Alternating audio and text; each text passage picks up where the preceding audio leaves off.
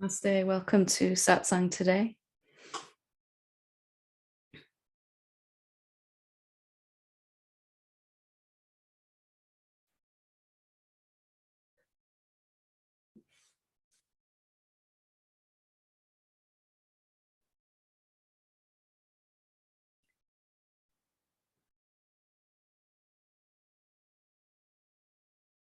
So, what is the reason that we are all gathered here like this?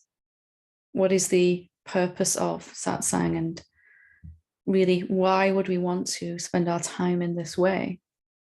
It seems like an obvious thing to talk about, but really it's fundamental and essential to where we are actually heading towards. Satsang really literally means association with truth, a gathering in truth, but in strictest definition, an association with the truth itself. And if we would adhere to that all the way through our journey, it would help to shortcut that. So adhering to that for me became what actually is the truth in this situation. And really, it's one of the things I want to look at today in this discussion. There are several places in my own awakening, as I'm sure you've experienced or are experiencing right now, where we seem to get kind of stuck for quite some time. Some places we get stuck for a little while. Some places seem to go on for quite some time. And really the whole aim of this is to shortcut that. I'm always looking for how is it that we've got stuck and what's the quickest way out of that? How did I get myself out of that? And can I pass that along into something useful for you? And one of the major places that we get stuck is identification with the seeker. So we may begin to feel this kind of, for me, it started as I thought I was becoming depressed again. I had been in my earlier life, and it felt like for me, I was going back to that kind of deep, dark hole inside my consciousness, and not a W-H-O-L-E, a H-O-L-E, a black hole of despair. And it really was just the despairing of feeling like someone that was trying to wake up, trying to get somewhere. My whole life, as it is for you, I'm sure, had been seeking something, anything, as long as I was moving towards some goal. So in my childhood, I desperately wanted to grow up. In my adolescence, I desperately wanted to fit in, as I'm sure all of us do. Desperately failed at that, but anyway. In my years at college, I desperately wanted to pass my exams and discovered instead how to play pool, and failed at those exams, but that's a whole other story. At university, I wanted to move towards my degree. And then as a parent, I wanted to move towards having a relationship that lasted, and then having my own children, and finally getting my ideal world together into some kind of work that was exciting, and family life, and being a successful parent. And of course, that isn't a static thing. That is always something that's changing. So I could pursue that one for a long time. And I was always seeking something. And it never really occurred to me that that's what my mind was. It was, and used to be, a machine for trying to get something that I don't think I have. And it was really only when this kind of despair came, that the recognition that this wasn't enough, that there must be something more about life, about me, that I began to seek awakening. And you may have noticed yourself that this seeking goes up several thousand notches into full gear when you find out that what you've really been looking for is awakening. Then something can become very obsessive about that, and very focused, and all of that. And of course, I was doing everything I needed to do as a human being in my life, but the whole focus was on this awakening. And without realizing it, I began to, again, identify as someone trying to get somewhere. And so much so that this seeking became my life. And it was really only after many unsuccessful years of seeking awakening and not finding, or finding it for a split second, a glimpse, a moment that lasted less than 10 seconds each time. And they were at least a year apart at first, these little glimpses. This despair began to be obvious again, this kind of, this isn't going to make me happy either. This kind of, I've been seeking for so long, and I know people have gone through that longer than I did, but there was a clear recognition that this wasn't going to make me happy, which left me without a direction, left me without a purpose. If I wasn't seeking awakening, then who really was I actually? And what did I have in my life that was any more important than that? What did it mean that I'd seemed to fail at that? And no matter what I tried to get to awakening, to realize the self, it didn't seem to work, not in a permanent way anyway. And I began to finally, for the first time ever, to question this seeking mechanism that I had been all of my life so wrapped up in. This idea that happiness was dependent upon a change that would occur at some point in the future. So when I passed my A-levels instead of failing them, when I got my degree, when I had my children, when I found the right person to be with, when I had enough money, and on and on and on. And then when I reached awakening, and then when I stabilized in that awakening, and all these mini sub-stages along the way. And if you look at your own life history, you can probably identify all the different stages that your seekingness has been through in that. What you were working towards at any particular moment. And maybe this moment that is awakening. But at some point, it'll begin to become clear, if not already, that that is never going to bring you the peace that you're looking for, the happiness, the joy, and the abundance, because that seeking is a forward future motion. It's something that is trying to find stillness by inherently moving forward, looking to the future. It's trying to find this now moment in which all of this immensity is happening by looking to some time that is not now, some future moment, maybe also comparing to some past moment. It is an action, the seeking. It is a trying to get somewhere. It is a basic division between where I think I am now and where I would like to be in the future. It's looking for, the seeking mechanism is looking for the undivided self by dividing you into two, where you are now and where you would like to be. And really, when I looked at my whole life, all that had ever really changed is what I was actually seeking. The seeking of being constant, seeking an escape from fear, seeking a more fulfilling career, seeking more money, and all of that, seeking to feel worthy. And whatever goal I was trying to get to had just become more and more spiritual, less and less physical and tangible, so to speak. And if you recognize that this mechanism here, this seeking, is not really going to get you there because it's seekingness itself, it's actually seemingly moving you away from where you want to be. If this seeking, this movement towards awakening is actually a movement away from awakening, how reliable is it going to be? So our whole effort to get towards awakening is based on the snapshot picture that we're taking of ourselves now, and the judgment we're making of ourselves that we're not already awakened enough, or something like that. Even before that, I need to be worthy enough before I can reach awakening, because I'm sure I'm not right now. And then our experience just kind of agrees with that over and over again.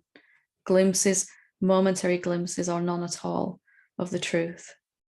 And the seeking continues. And at a certain point, it became clear to me what awakening actually was. It wasn't the seeker finding the truth. And it became clear that even if I found the truth, it would still move forward past that point anyway. And in fact, I realized I'd actually come across the truth many times and yet kept on traveling in some imaginary journey. This was a mechanism, like one of those perpetual motion things, that once you set it off, it just keeps going forever. I don't know if you've ever seen the string of little metal balls hanging suspended, and if you take one at the side and let it go, it knocks all the others, and they keep going like this forever. It goes on. And a seeking is like that. The moment you decide there's something in the future that you want, it just keeps going forever. And I invented 1,000 subtle ways to keep seeking awakening. You know, I just need to, I've seen it now, but I need to deepen in it. I've seen it and I'm deepening, and I need to release my karmic patterns before I can fully be it. All of these 1,000 tiny ways that I used to sustain the seeking. And there was this very ordinary moment that nobody else would have known was happening, because I was just kind of sat here in this very room, actually, years and years ago, where I just suddenly realized that maybe awakening is actually just this identifying with the seeker, that maybe it's just going to keep on racing forever towards some imagined endpoint. And maybe it was more of an identification as the awareness that's watching that. That even if the seeker found something, it couldn't stay there, it couldn't rest there. Its very nature is seeking, which is looking. It isn't a being, it's just a looking and a trying to find. And that it wouldn't really know if it ever found the truth anyway, this seeking mechanism, because what it experienced would be taken into its seeking mechanism, its ideas and its beliefs. Just as if we try to run some great truth through some computer program, it would become distorted through no fault of the computer program. The seekingness is going to take the truth and use it to propel itself further into the future somehow, because that's all it can really do. And I began to notice that the awareness that was watching this seeking had remained the same throughout all of these stages of childhood, adolescence, adulthood, parenthood, all of that. And most importantly, it had remained the same even while the seeker was doing its thing. And even when awareness became aware of itself the very first time, when I recognized awareness is here, the awareness was still unchanged. Always been there, always been unchanged and unchanging. And finally, it just noticed itself. But it still just was as it always has been and always will be. That no imagined point in the future will change this awareness. If we think 10 years from now, all that will be different is our bodies and minds will be feeling more peace, more love, more joy, and less negative emotion, to whatever extent that is. Will the awareness be any different? Has it changed since this satsang started? Is there any point in the future where awareness is going to be more like the awareness? Is there anything the seeking could seek and even find that would make this awareness more of what it already is? Is there anything in the phenomenal world at all that can make the awareness more itself? Even when awareness turns around to look at itself, notice itself for the first time, and even if it does that thousands of times, is it changed? Or is really the only effect of awareness noticing itself that it has a calming, slowing effect on the mind and body? The more that awareness notices itself, the calmer and the more peaceful the body-mind is. And when awareness begins to notice itself very frequently and pays less and less attention to thoughts, the mind and body begin to feel extraordinarily good. But even 20, 30 years ago, when awareness was constantly watching thoughts, always watching thoughts, phenomena, and the body-mind felt very contracted and tight, was the awareness any different even then? As I began to really put some attention on this, the seekingness began to, it was just like something going on its own. I just let go of the seeking. This didn't mean it stopped. It just like a wind-up toy, it just went off on its own, doing its thing, trying to get towards some imagined future perfect version of me, what I look like when I'm awakened or something like that.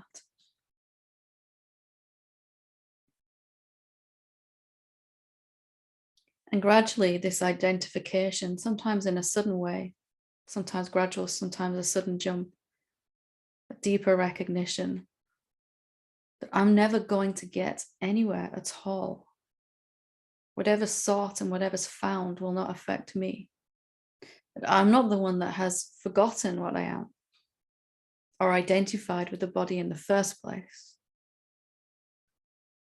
The deep recognition that I am this body is just a thought that's very much believed and given a lot of validity to.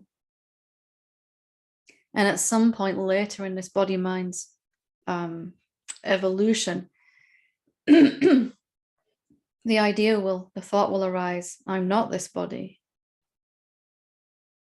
And then later still, in terms of clock time, the thought will arise somewhere in this brain, I am the awareness.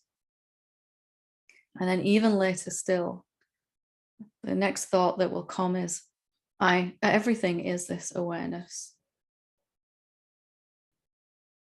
And the awareness is just watching this the whole time. Just watching, not even invested in this thought process, that the seeking is a thought process. From when the body arises, the first thought may be something like, this is what I am. And however much time it takes from that thought to that final thought of everything is the awareness, and how much practice seems to go in between that, has never for 1 second changed me as the awareness at all. When I really figured this out, the seeker became very depressed. Well, what's been the point of this really long journey then? Like, what's the purpose of it? I don't have any direction now. I don't have anything to move towards, although it found some things, of course, and carried on. And there was a kind of an apathy. What's the point of all of this then? And eventually the thought arose, is to find this that never changed, never even identified with the body in the first place, has never been involved in any of that, identifying or de-identifying, just to see what I've always been. And then to see that I didn't really even need to do that as the awareness. When I take the shape as a human being, then I seem to want to find my way home again at some point. Only to recognize I never left, of course. And I'm saying this so that something inside you may come to the same understanding, may help to shortcut that process, where you realize that there is nowhere for you to get to. And the only thing to accept really is that you are already the unchanging self, showing up as all this change, showing up as a body, mind, and showing up as a seekingness itself, an action, a movement. And it may be the only reason it seems to take so long is because we've been told that to move towards some future moment is how to get anything we want. And it works pretty much for everything else except this. Any movement towards something is a movement away from now. Not really true that, because you can't get away from now, but a movement that disturbs the peace that's already here. And that this comparing and contrasting mechanism where I think I am, and I'll stress that, where I think I am in my awakening, and where I think I need to get to, is this core division that makes me feel restless in itself when I'm identifying as that mechanism. And if I have a goal or a purpose, that I'm still identifying with the seeking. And something subtle in the quietest of moments can suddenly realize this. Very normal, very quiet, sudden understanding that wasn't there before. That seeking is not what I am, actually. It's just something that's going on in front of me. And maybe always will, but I don't have to ride that train, the train that never stops. When I began to recognize this after the seeker got depressed and apathetic, they decided to needed to find a new goal, some purpose. So it jumped on this, I'm going to wake everyone else up on the planet train, which I'm sure you've done yourself. I'm going to get this truth, and then I'm going to find a way to make it happen for everyone else. And that may seem like where these words are coming from, but these words are coming from the place of there's nothing else for you to achieve either. You're already there. And in a weird kind of way, it makes no difference to me whether your mind and body, whether your mind has the thought today, everything is the awareness, or whether it takes another 10 years, or whether it's already happened. Whether that body-mind is a clear reflection of truth or a clear reflection of the illusion that we're a separate being, it really doesn't make any difference at all to the awareness. To the seeker, it's catastrophic, but to the awareness, it's already free and it's already home. And there could be no idea of otherwise. Awareness can never not be awareness. Even when it's sure it's a human being, it's never a human being. Even when it's sure it's unenlightened, it never is. Never. So maybe it's becoming clearer for you that the whole seeking journey is a thought journey. It's a journey in thought. A successive progression of thought, starting with I am this body, going right through to everything is this, or I am everything, whichever way it shows itself. And that you're watching that whole process, thinking it's you, like you've got a really good movie on that you're watching. And this movie starts to get really boring. At first it's really good, and then it starts to get really boring, and then it gets really depressing. And it runs out of plot lines, so it starts to do the same old plot lines again that it started the movie with. And by this point, This movie's been going on for hundreds of lifetimes or thousands. And eventually you realize it's never going to come to a conclusion, this movie. It's just going on and on and on for the sake of going on. And at some point you just turn the screen off, you turn the TV off. It's still going on, that, but I don't need to identify with it.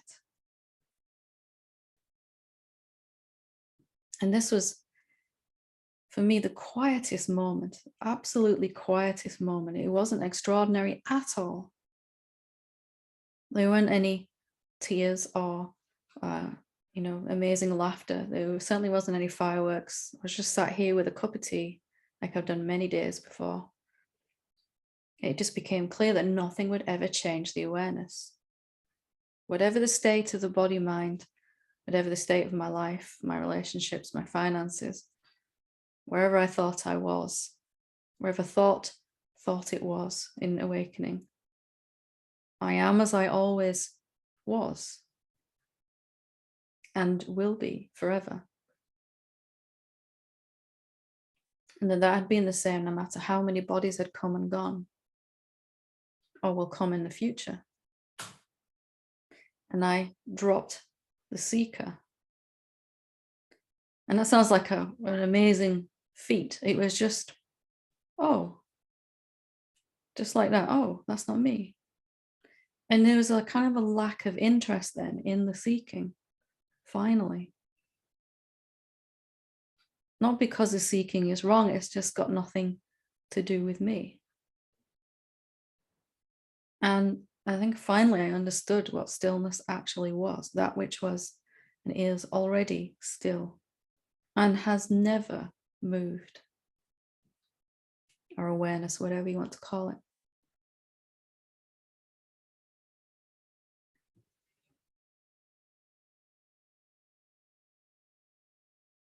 So I would invite you in this moment, if you want to just drop the seeker. Don't make it bad or wrong. Just, it's not the best tool for finding peace. It's like taking a chainsaw to try and slice a cake.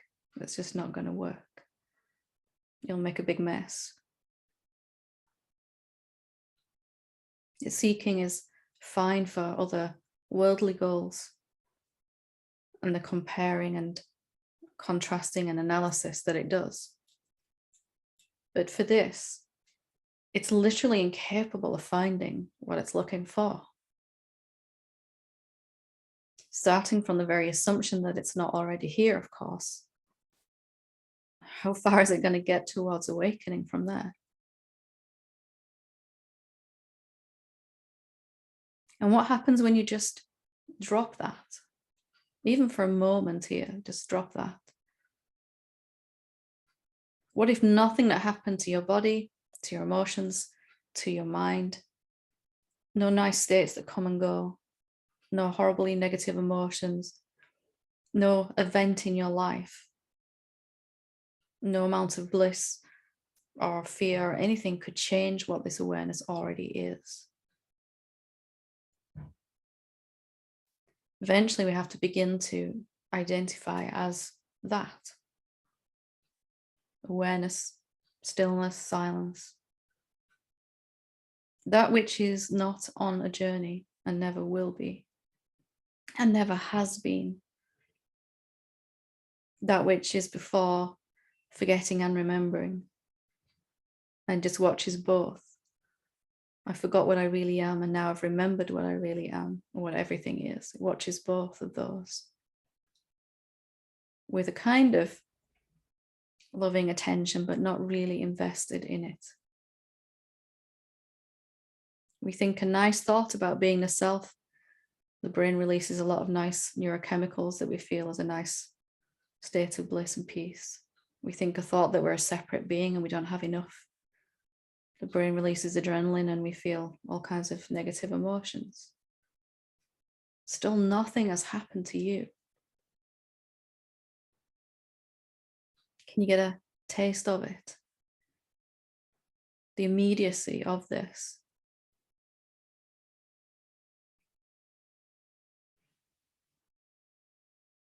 So if it resonates, I'd invite you to drop the seeking. You'll probably pick it up again for a little while. And that's okay. And each time you drop it, it will stay down longer. And then you'll realize that's only attention anyway. Attention moving from the seeking back to the awareness, to the seeking, awareness, seeking, awareness, seeking. And then you'll realize that's nothing to do with me. I'm watching the attention. I'm watching before attention even. When attention looks at the seeker, the body mind feels terrible. When attention looks at the awareness, the body mind feels relaxed and quiet and still. That's really all that's happening.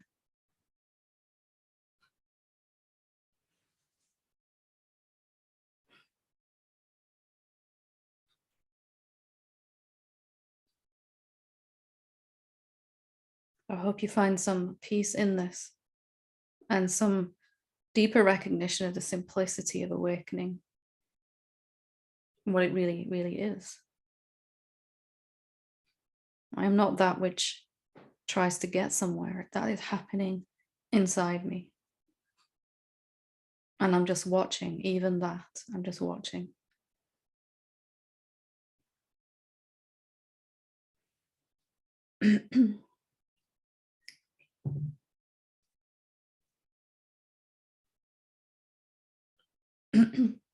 I'm going to read a couple of questions that were sent in. Okay.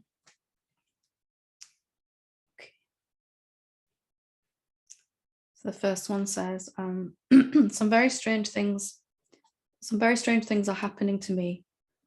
I'm absolutely fine, but just on my own with it and don't know what to do with it.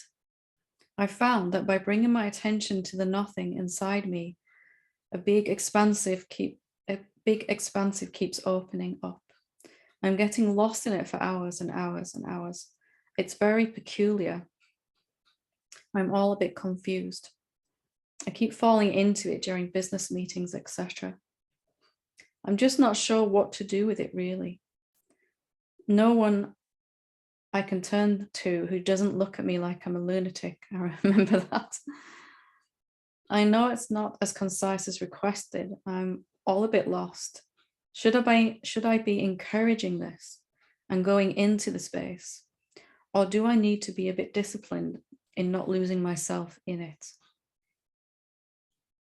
So should I be encouraging this and going into the space, or do I need to be a bit disciplined in not losing myself in it? So this is, again, a question that's coming from the seekingness. Can you see that this seekingness is now asking this question?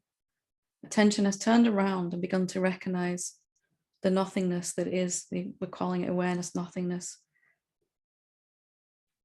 And that becomes quite a nice thing to just lose yourself in, or for attention to rest in, not the same thing. And perhaps an even more intelligent question would be, am I the one that is getting lost in this nothingness? Am I a someone or a something that has to make the decision even whether to be a bit more disciplined in my meetings and not focus on this, or whether just wholly give myself over to this and dive in head first? That seems like a real decision that we have to make, but it is nonetheless coming from the seeker, from the perspective of the nothingness itself. Is this decision still valid? And maybe this kind of getting caught up in the nothingness and not being able to kind of focus at your business meetings is coming from this misidentification. If this nothingness really is what I am, and there isn't really someone deciding here what to do, why should there be any loss of functionality, even in a business meeting? I'm watching right now, I'm watching my body and mind say these words and answer this question. It's got nothing to do with me. I'm just watching lovingly, but just watching. And your body and mind will function adequately, completely, probably even better than it did before, when we aren't caught up identifying as the seeker. So I know it may not seem a satisfying answer to mind, but rather than encouraging it or moving away from it, I would investigate the reality of the one that thinks it needs to make this decision. Can you find a someone and the nothingness when you look? Is there really a seeker trying to find this and now having found this nothingness? You can't really lose yourself in it unless you believe you're something separate to it. Can you see that? And what happens when you let go of that idea? There's just the body mind then, and there's nothingness. And the body mind functions, in my experience, a lot more efficiently, with a lot more energy and a lot more joy than when I thought I was the one in the middle of this process, so to speak. It's very normal, this stage. It's very normal. We all identify here for a while. I'm kind of on the edge of something here. And if I go this way, I have to kind of completely go into it. I have to jump off this ledge, into the unknown. Or do I try to, manage this somehow, this awakening thing? You can't do either of those. You're already looking from the nothingness at the body mind, and that's the only thing to really be certain of. So I hope that helps, but as always, if you need more, please do ask. I'll read this one more and then I'll see if there's any questions here. If you want to ask a question or share, please feel free to put your hand up here on Zoom. This says, Namaste, Helen. I cannot thank you enough for your contribution in my awakening. I have obsessively been listening to your satsangs, and at one point, a fear arose that I'm becoming dependent on your teachings to feel a certain way. Every time I experienced some difficult times, I would turn more fiercely to your satsangs, until one day, finally, there was a discernible shift. It was probably one of the hardest times of my life. My daughter's engagement broke off after much bitterness between her and her fiancé. This was her third failed relationship. As a mother, I suffered doubly on account of myself and as well as her. However, something magical happened amongst all the pain and suffering. I suddenly began to feel a distance between my mind and me, and my body and me. From within echoed the question, without my even asking it, is any of this true? Was any of it ever true? What or who has been filling me with these lies that I have believed all along? Wow. What peace, joy, and love flooded me is unexplainable. I realized the immensity of fear that I've lived in my whole life. Now there wasn't even fear of the peace and happiness going away. It's as if I suddenly stopped believing my thoughts. Thank you, thank you, thank you, dear Helen. Wonderful, wonderful. So sometimes when it becomes so uncomfortable to be someone moving towards something, a seeker, to be identifying as the seeker, in one of those moments, there can be this the awareness just kind of goes, you know what, I'm not doing that anymore. I'm just going to realize that this story goes on forever. This movie is just going on forever. And here's one of those moments where consciousness just says, I'm done with this. Now, probably since you sent this in, you've had a moment where you've picked up the seeking again, many times, maybe. And then at some point you've dropped it again. And each time you drop it, it's clearer that that never was anything to do with me. It's more crystal clear. And it's quicker to kind of just step back from that again. That there are, whatever the mind is saying, that the mind is saying this about an imaginary entity called me. And that that me doesn't really exist in the way that we think it does. That separate being never existed. Once you get that, there's a clear understanding there then, isn't there? That whatever the mind is saying, it is not talking to me. And in that moment, as you said here so clearly, it's as if I suddenly stopped believing my thoughts. Well, because we thought mind was a reference library that would help us in our journey, then you realize actually mind's talking about some fictional character.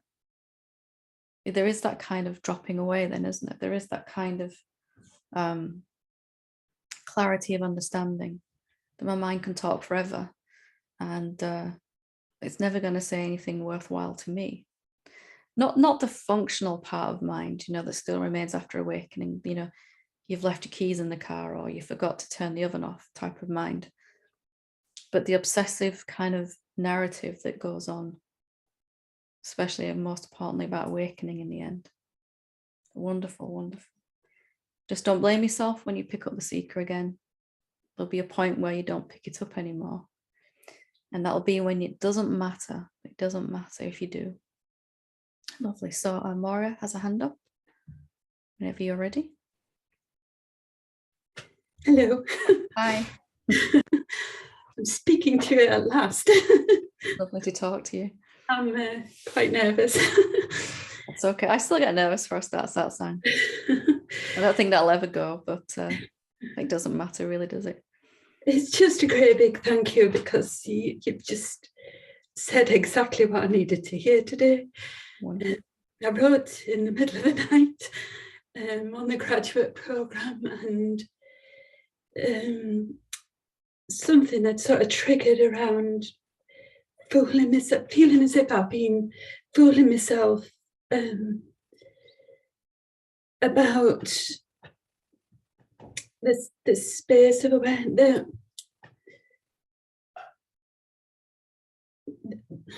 the space and recognising it. I've been fooling myself that I've been recognising it. It happened, the trigger was watching self-inquiry, and I like the approach of opposite to neti. I like the inclusion, but it was at the point where you said about the space and everything's in it, and I just heard mine say, you can't jump straight to that. There's got to be some process to get there. You can't just go to that.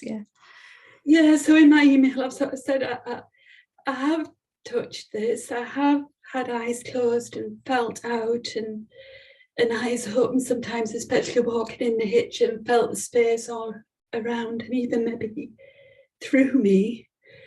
But at that moment it was just nausea and help. Yeah. It always seems worse in the middle of the night as well, doesn't it? Like mine seems like extra double crazy, like really. Yeah. And then just listening to you this morning, I'm thinking, for goodness sake. But that's something awareness does. It will recognize itself clearly, and then the very next thing it does is turn away from that. It goes back to some process or some imaginary evolution, and that's okay, isn't it? That's what we all do. We touch, even the very moment I ask the question, am I aware right now? And I recognize awareness. Yes, awareness is here. That's it, right there.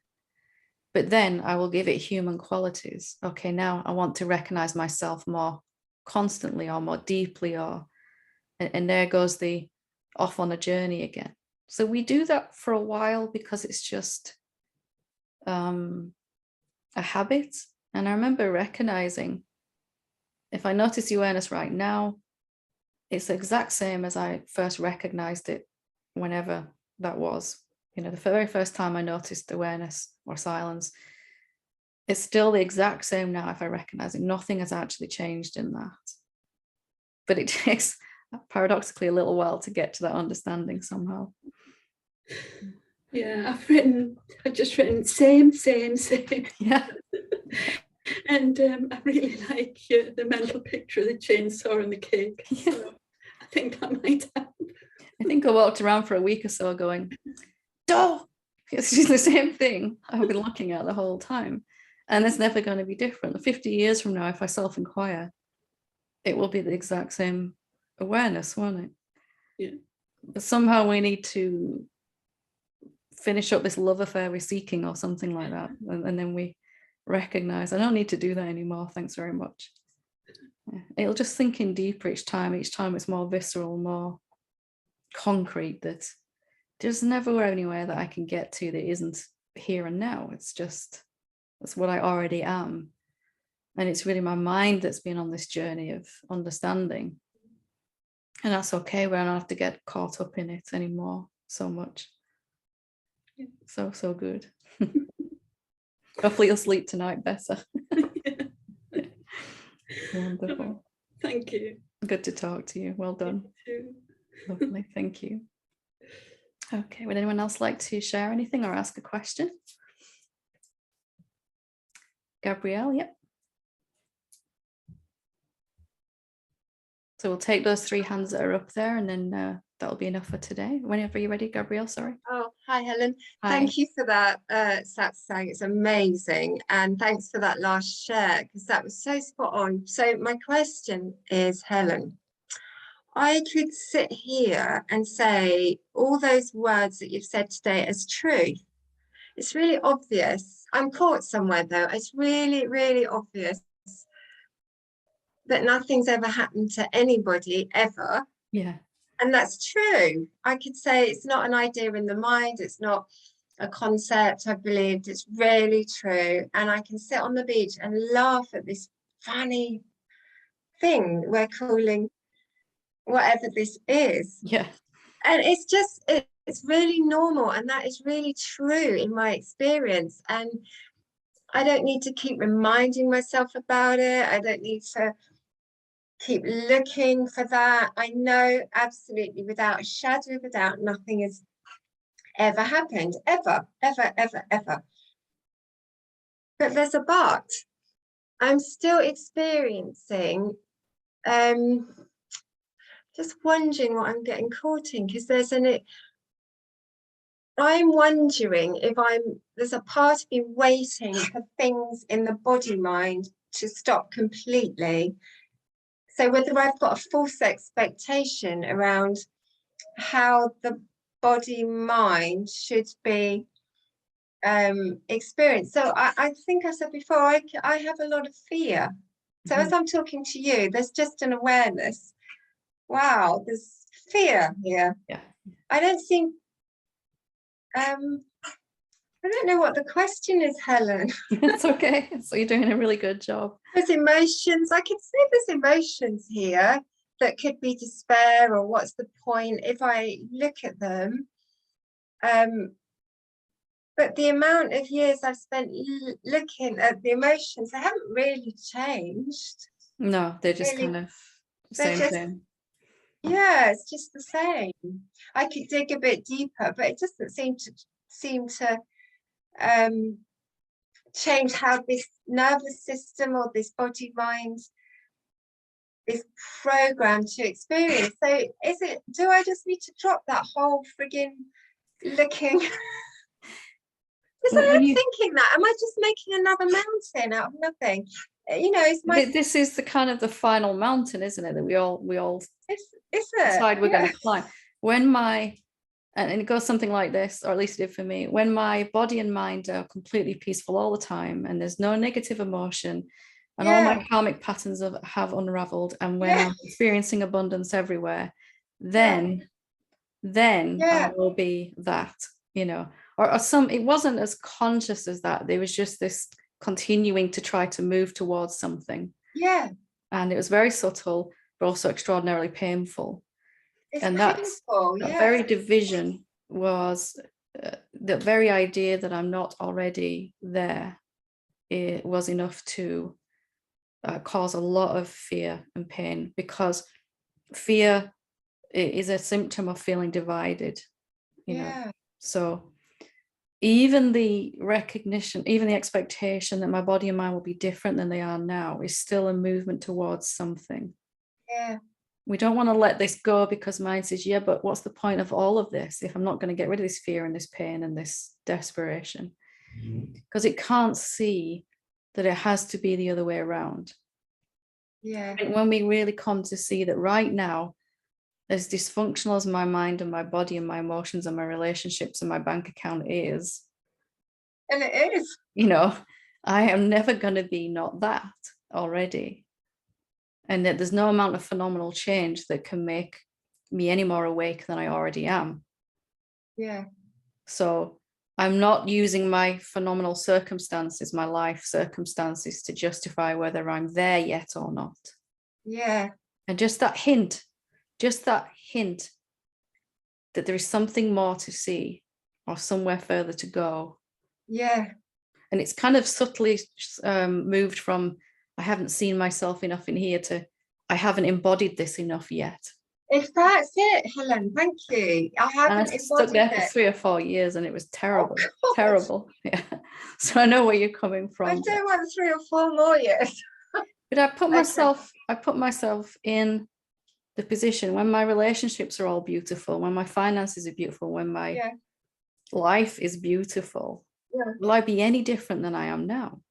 And I had to admit, no, actually. No. You know, my mind might be happier then, you know, but there's nothing going to be different about me. Yeah. And maybe I failed to realize that the Buddha might have looked like that years after we'd gone through this process, but he must have also gone through that stage where the recognition was clear enough that he had to stop expecting something phenomenal to change first. Yeah. Or he would sit in the seat of consciousness, so to speak. I am that, and I am that now, despite what my experience and my mind and my emotions and my relationships tell me. Yeah. And then and only then did it begin to do a 180. Yeah, brilliant. Oh, We yeah. all forget that bit in the middle, right? We look at a teacher and awake being after they've gone through that. Yeah, but their life is beautiful and they're getting everything they want and they feel a lot of peace and they're Yeah. not feeling fear. And we go, that's what it looks like. I should be like that. So something like that, isn't it? It's not as Yeah. conscious of that, but you can feel it going on inside. Yeah, there's just a slight forward pull to something. What's the different. difference between you and me right now? Well, I would say it's so clear because I don't even know who's speaking when I speak to you, whether you're speaking or, I mean, that's been like that for years, Helen. And sometimes, and then there's this subtle looking outside at the world, outside, you know, my body and my mind, and expecting some confirmation from that can never come. The outer changes in my world now came as a reflection of my total acceptance, rather than it didn't come before like my mind wanted them to. Acceptance. Yeah, brilliant. Okay. It's just to keep reminding yourself of that, right? There's nothing that can change out here that's going to make me more that. Yeah. Okay. Brilliant. Okay. Thanks, Helen. Phew, forgot that. Lovely. Saima, I hope I'm saying that correctly. Yes. I'm Hiya. so grateful to have this opportunity to ask you a question. Lovely. Although I feel like Gabrielle already kind of channeled half of that. It's always good to repeat it. You know, we all need to hear this again and again, don't we? So, you know, don't feel afraid to ask the same question again or similar. My question is, what is the helpful attitude to have when there's no interest in listening to teachings or meditating?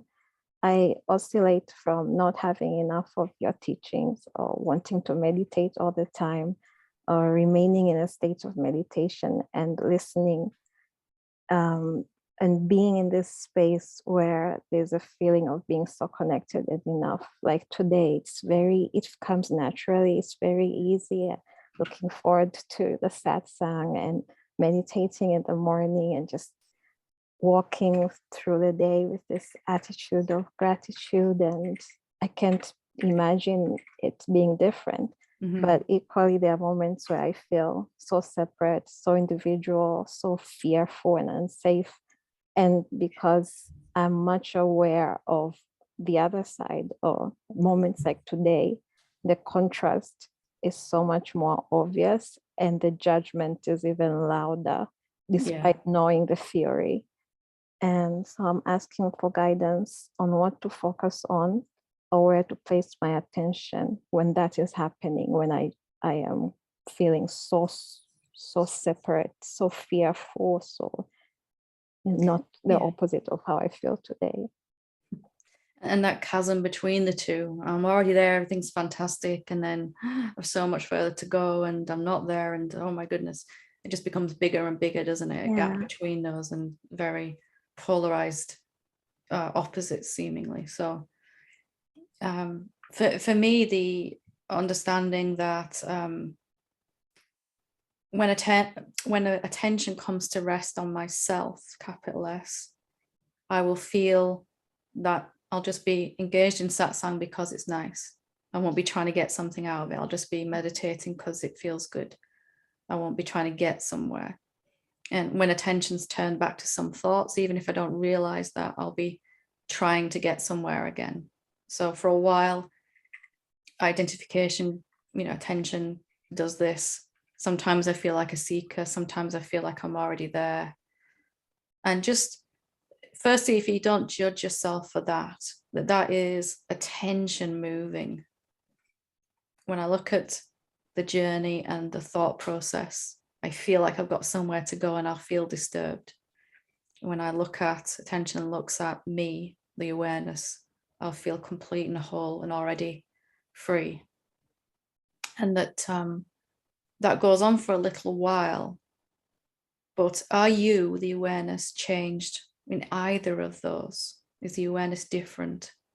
Whether the body mind feels completely free and happy and there's tears of joy and I'm admiring the blossom on the trees, or whether I'm just driving in this real desperation and I don't really like my life and I don't want to do this seeking even more, anymore.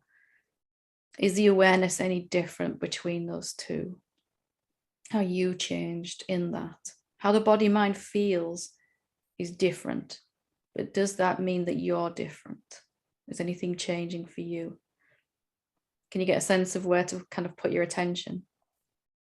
I think so. Actually, this morning I was watching a TV program and I started it started really well because I was practicing a language, and it's part of my practice to watch the thing in the language. And I was really calm and enjoying it. And then at some point I started identifying with a storyline, as in my own family issues and stuff. And I could feel my body start to change. And then something in me just naturally went like, oh, there you go. You're identifying with something. This is a habit. You're doing that thing again. And just a habit. It went back. Yeah. So attention was watching just the nice feelings and the relaxedness, and then it starts to watch a story that's playing either in here or on the telly itself. And when attention is resting in here, it feels really nice. When it's watching a story, we begin to feel the body feels contracted, and you can start to really see that all that's going on is this oscillation from where attention is, backwards and forwards, and maybe the time span between the oscillation is getting shorter and shorter. And how it feels in both extremes, for want of a better word, is I feel really happy, I feel really free, I feel like there could never be anything wrong. And then next moment, I don't know how I could ever have believed that I saw the self and I'm completely lost and I'll never get there. And I'm exaggerating both ends of that, of course, but you're just watching both of those, aren't you? And everything in between. So would you say the watcher that saw the change in me when I was watching the story, is that where to place the attention? Is that where I should identify as like, oh, is that me? Yeah, if you can, and you might not be able to remember right in the moment when it's feeling bad, but as you experienced this morning, something just said, hang on, here's what we're doing this again now, we're identifying with a story, and it just kind of popped back out of it. Like, I don't really want to do that. I can watch the story, but I don't have to get involved in it. And here's the ultimate story, the story that you have to get somewhere, to a place of stability. You're trying to get to a place of stability. watching that journey from the stable place already. Can you get a sense of it? I think so. I think The trap is, you know, like I have to, if I keep following this oscillation, eventually it'll swing over this way and stay in this beautiful place. But that never actually occurs, and it nearly drove me nuts, you know, like just this kind of backwards and forwards. It's much easier to just, instead of going for the highs and then having to experience the lows, what's that stable place now? It may not feel amazing, but it is nonetheless reliable and stable right now. And I can't suffer when my attention is on the awareness. I appreciate that. It's very common, and I think it's kind of been a theme of this satsang, hasn't it, for all of us here, that is perhaps the most painful place to be, but it is the final part of identification, really, isn't it? That there's somewhere for me to come out of. In the good place all the time. Yeah. And being addicted. I tried every which way to get rid of that horribly contracted place and keep only this beautiful experience. And it just kind of made this gap even bigger, you know, from heaven and hell in a second, from one to the other. And eventually something just stepped back. I don't want to do that anymore. Yeah. No, I was going to say it sounds easy hearing you say that, but don't know why it's almost like needed to be heard again and again. Yeah, because we're just kind of seduced by this idea of getting somewhere, that I can get to this point where I only feel the good stuff. And yes, that does happen eventually, but only by kind of stepping back. The body mind get to a point where they only feel mostly peace, love and joy and all of that, but not by following this oscillation. It's by kind of stepping back off of it altogether. What's the awareness that's already free, already and always free, no matter how the body and mind is feeling? It's already free and doesn't need to travel anywhere. And just your desire to want to notice that more in the middle of these moments of you know, then you begin to catch yourself more and more. And even when you're feeling really good, I'm just walking around in nature and I'm feeling so good, there'll be a sudden noticing that the awareness is watching this too. And it doesn't diminish the nice feelings. It just means you don't have to go down this slippery slope again. I feel like up to this moment, I thought this is awareness. Like when I'm here, when everything feels like it's flowing, it's like, oh, I'm in awareness. But now I'm realizing it's like, no, this is a phenomenon in awareness. If it's not the same all the time, it has to be a phenomenon. It took me a long time to figure that out. It feels like the stereotypical awakening, doesn't it? Oh, everything is wonderful and I feel in flow with everything and I have a sense of connection with everything and I'm feeling peace and I'm crying with joy, and it's easy to kind of go, that must be it. But then I began to realize that isn't stable and permanent. Even that isn't unchanging, is it? It's going to come to an end at some point. And if I identify as the awareness itself, gradually the body and mind begin to feel that all the time anyway, but I'm not holding on to it. It's just something that's happening to the body then. Oh, wow. Thank you. This is beautiful. Very intelligent question. Thank you. Lovely to meet you. Nice to meet you too. Last but not least is Amy. Hiya. Hiya. I'm not sure if I need to ask this really because it's been beautifully answered by everybody, but once more with feeling. Yeah. Once more with feeling, exactly. It never hurts, does it? It never hurts. I'll say it in the Amy flavour. That works for me. As you were speaking, I was noting down some of the things that I can see that where my mind thinks that I've not arrived, you know, and they've been sort of stated by everybody, but that, you know, I need to be feeling like this in order to arrive, and you can see how we get stuck in that idea, because pretty much every awakened being you ever come across is feeling constant peace and joy and love. but we forget that they must have been through this same period of identifying as the awareness, no matter what the body was feeling, what emotion was going on. Yeah, it's a byproduct. We only see them after that, right? When they're kind of like, oh, just feeling peace all the time. Yeah, that's the goal orientation, isn't it? Because it's the byproduct of We're looking at the resting as effects of awareness. awakening on the body mind and going, that's what I'm looking for. That's what awakening is. And that's where we get stuck. Very subtle belief in illusion that isn't obvious for quite some time. Yeah, and it's only mind that's gonna have a problem with me getting identified again. And The self kind of goes, so what? I believe thoughts for an hour, and I felt some really horrible emotions, and my body got all kind of tangled up and tense, and then it wasn't. So that happened, so. And mine kind of goes, but why did it happen? Why does it happen? Why does it keep happening? And on with the analysis. it's so simple. And you've said it again and again and again. And it's just so funny how it hits you at different points. Like, it just feels like there's a simplification going on and a kind of really what's happening some kind of deepening. You're standing on this rock that says, I am that already. And all the places you would step off that to, I'm not that already, are falling away. So that eventually all you've got left to stand on is, I am that now already, no matter what. No matter what. There's no but, or there's no if after that. It's just, I am that, no matter what my life looks like right now. No matter how much peace I'm feeling or not. No matter how functional my relationships are or not. And no matter what is going on right now in the world or not. I am that.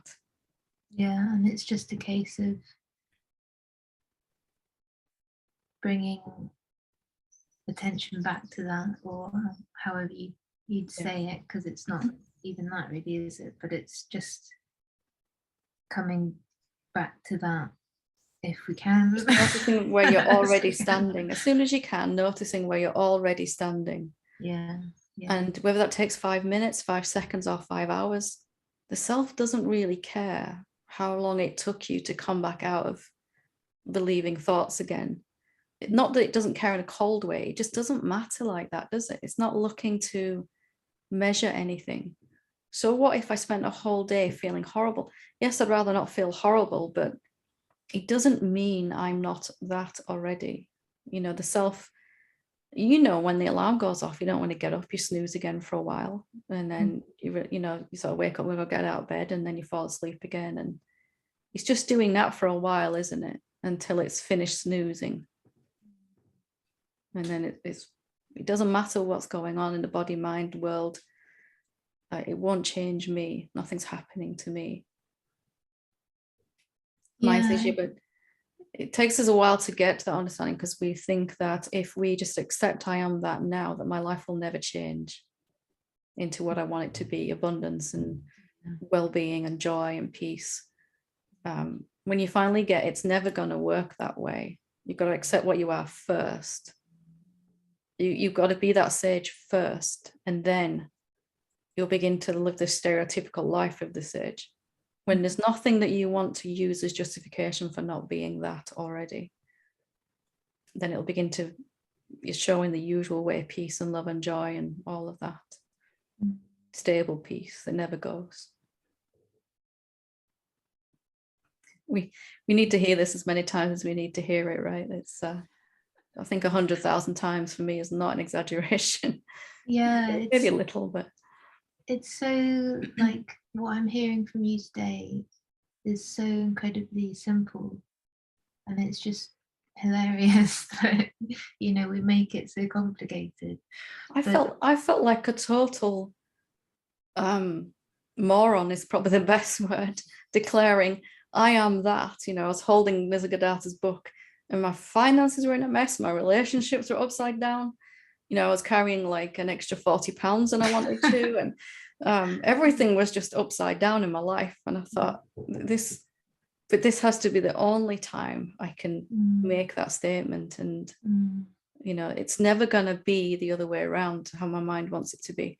When I've lost the weight I want to, when I've got a decent income coming in, when I've got out of debt, you know, when my relationships are all flowing smoothly, when I'm feeling peace all the time. And there was this long list, and I'm sure we all have our own list, what those things are, signposts that I'm finally there or something. You know, you just have to throw that out, really, rip it up eventually. Yeah. It's beautiful. Thank you. Yeah. Lovely. Good to talk to you. You too. Thank you. Okay, wonderful. Good place to leave it for today. Seems like variations on a theme today. Obviously, what we all needed to look at, which is wonderful. So thank you for your contribution and questions. Namaste.